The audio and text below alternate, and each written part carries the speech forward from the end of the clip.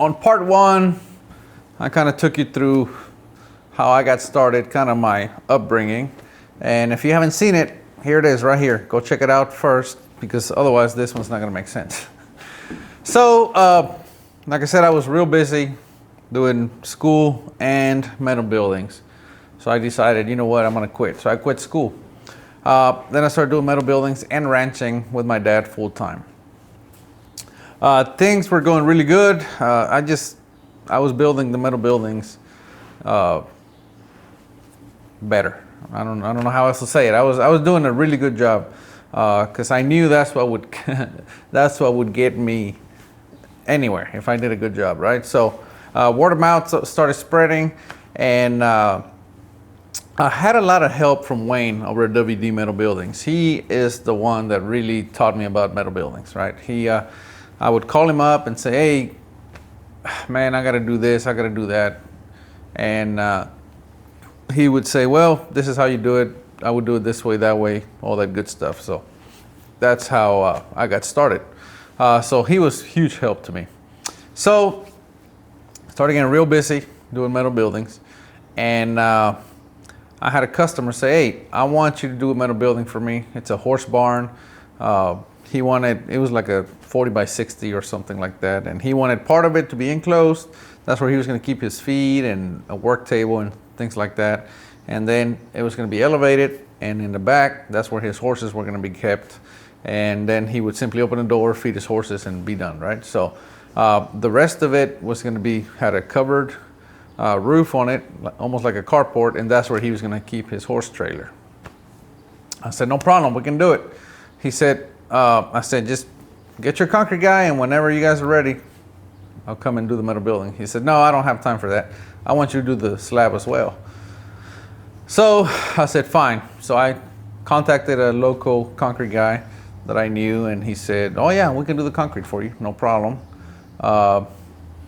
Took the quote, put about 10% on it for my time, and I gave it to the customer, and he said, perfect, let's do it. So I hired the concrete guy. He's out there setting up the forms.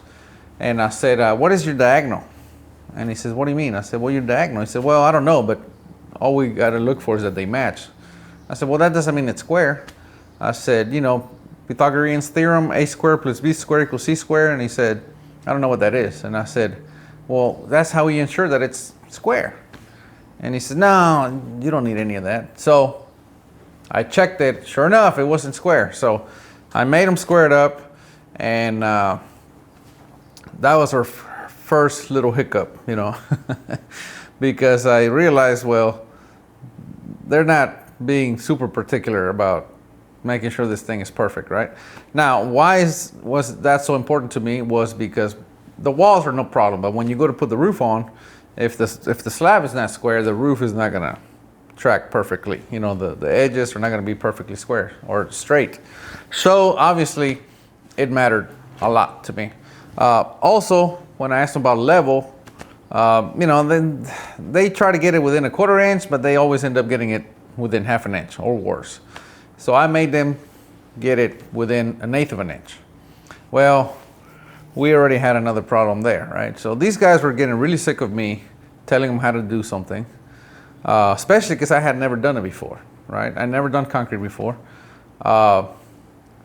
Which was a problem for them, to have someone that's never done concrete tell them how to do concrete. But I was not telling them how to do concrete. I was telling them how to do a freaking box, right? You don't have to be a contractor to know how to have right angles. And that was my problem. Same thing with level. So we're getting sick of each other. Finally, we got the slab done. Everything was fine. And the next job, I had another customer wanted a slab in the middle building. So I used this guy for about 2 or 3 jobs, and like I said, we increasingly got more tired of each other. And then he said he wanted more money because I was too particular. I was hard to work. He didn't say that, but I knew what he was saying, which I had a problem because I thought when he gave me a quote for the foundation that 90-degree corners and level slab came with the price, but apparently it didn't. So we had an issue. I said, you know what? If I'm going to go out and look for concrete guys, if I'm gonna be there every day making sure it gets done right, I'll just you know, oversee the whole project. So I hired my own concrete guys, and I would tell them how to do it. They didn't have a problem, so we did it, and that's how I started doing concrete. So now I'm doing concrete, metal buildings, and ranching, right? So as you can see, my plate is getting pretty full.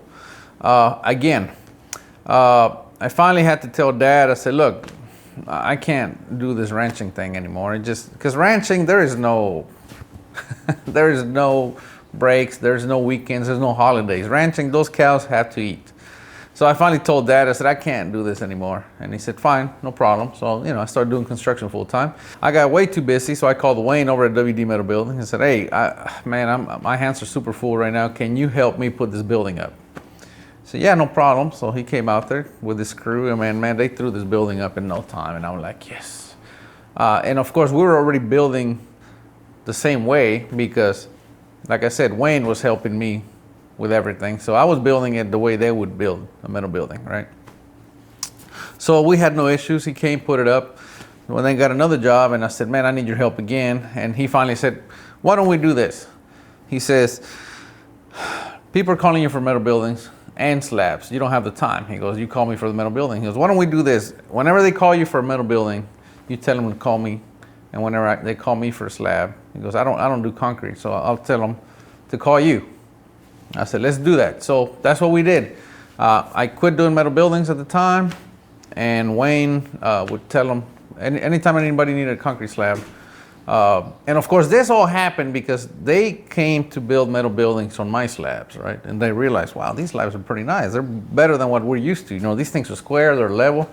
So that's why Wayne said, man, I would rather have my customers call you for a slab, and then we can just show up and boom, it's done, instead of having to chip concrete or move plates and all that good stuff. So that was the trade-off. That was the trade that we agreed on. He said, look, all I want is that you give me good concrete, and that's it. No kickbacks, no anything. I said, perfect, let's do this. So that's what we started doing. And man, we did that for a long time. 12, 13 years, and just doing concrete full time. Well, one day I started, my wife and I started talking about building a home and all that stuff, and I'm like, man, I don't want sticks and bricks. That just doesn't make sense to me. You know what I mean? Even boats, I wouldn't build out of wood. There's fiberglass. There's so much better stuff than wood. I said, I don't want to do that with a home. I said, I'm going to build these because, again, I was doing metal buildings before, now I'm doing concrete. I said I'm going to do a metal building and finish it out like a house. Well, when I started looking more into it, I found that there were some other people doing that, and they call them Barndominiums. I said, fine. Well, I had a customer that I had done concrete for, and she's like, I want to build a Barndominium, and I want you to build it for me. And I said, well, I don't build Barndominiums. And she said, well, I don't care. I mean, I know that you care. That's all I'm looking for. I need somebody that I know is going to take care of my home and is going to build it to the best of their abilities. And that's you. And I said, oh, man. So I said, let me think about that for a while.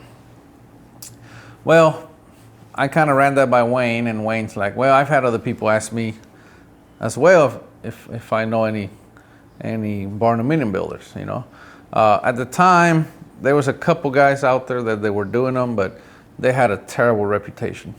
And Wayne's like, I don't know who else to recommend. He goes, and I think you need to do it. Well, this is what Wayne said. He said, one of us has to do it. He goes, and I'm not doing it. He goes, you're going to have to do it. It took a while, and I'm putting Danny to sleep. I know you guys can't see, but Danny's sitting behind the camera. He's yawning like crazy. So I hope you guys find this a lot more interesting than he's finding it right now. Where was I, Daniel? Wayne. He said, you're going to have to build it. Okay, so yeah, Wayne's like, you're going to have to build them because I'm not doing it. And so I slept on it for a while, talked to my wife, and I said, you know what?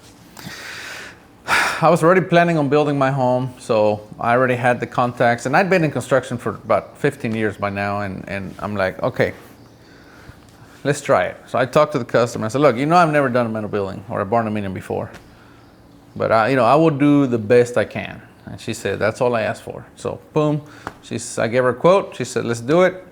And we built her home. I made so many mistakes.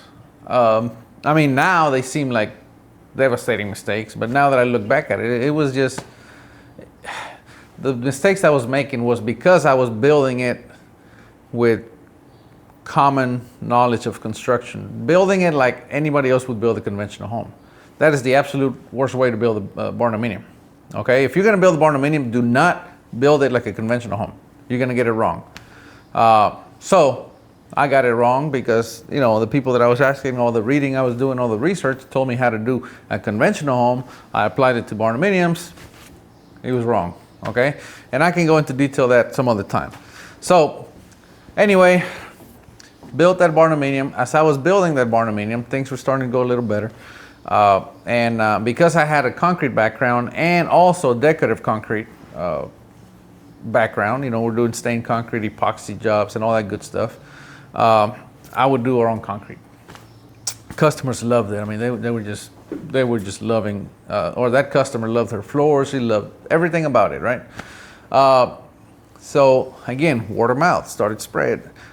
I had another guy said, "Hey, I want you to build me a home. I want to see the one that you're working on." So I went over there. He went and looked at it, and he saw it, and he's like, "Man, you do good work. I want you to build me a home." And I'm like, "Okay, I can do that." And I didn't know this, but he used to be a home builder. I didn't know that until after. So he was a home builder, and he saw, and he's like, "Man, you're doing a good job." So I built him a home, and other people came, and that's where it all started, right? So that was about, 2013, 2014, about 6 years ago, 5-6 years ago. I don't even remember precisely, but that's where it all started. That's how it all started. It all started by somebody realizing that I gave a crap, and that I would do the best job I could for them. And they recognized that, and they said, "You know what? I want you to build me a home." That's how this whole barndominium thing started. You know, I was never planning on being a barndominium builder,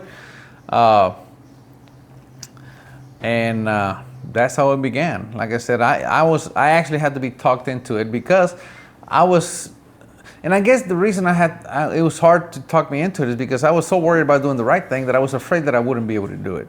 And I think that's the very thing that my customers saw in me. That's what they were looking for. You know, they were looking for somebody that was so worried about doing it right that they'd almost be afraid to do it. And that was the one thing that really concerned me. You know, everything else I'd be like, heck yeah, I'll get it done. But once I thought about it and I committed to it, I'm like, I can do this. And man, that was over 50 barndominiums ago. So anyway, that's how I became a barndominium builder. So of course, that's 6 years ago. In part 3, I will tell you how we went from, you know, building one barndominium here and one barndominium there to what we are today. So do not miss part 3, and I will see you next time. We are Texas Barndominiums.